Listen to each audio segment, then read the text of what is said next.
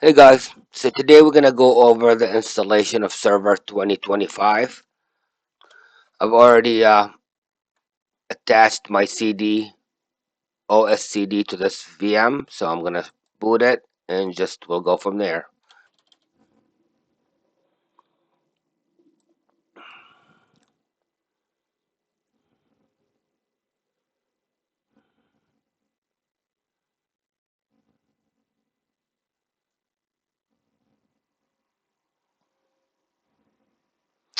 Alright, I'm going to click next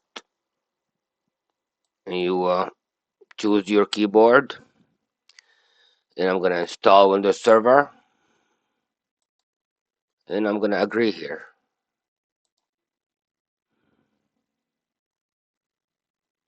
So this is a Server 2025 standard, but I need it with the desktop experience, so it would be the regular one that we're used to. And I'm going to click next. I'm going to accept.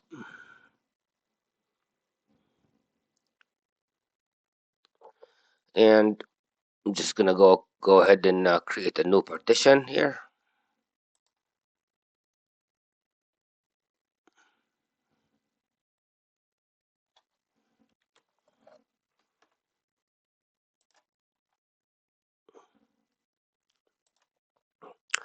And it's going to start installing. I'm going to pause the video and come back when it comes back.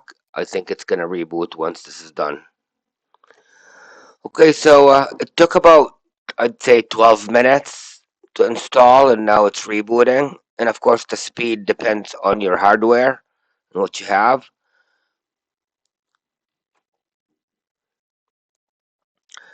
So it's going to take a little bit longer. I'm just going to pause again and come back when it reboots and we get to the login screen so we can take a look at what's new in Windows Server 2025. Okay, so that really didn't take very long. It just came back after a few minutes. So the installation is pretty much really fast. And again, it depends on your hardware. So I'm going to go ahead and enter a password here. We'll just click finish.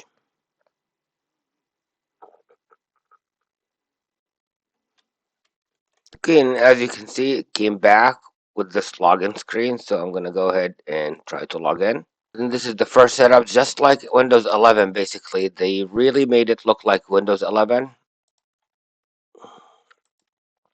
This is the server manager. And again, really, it's a Windows 11 server.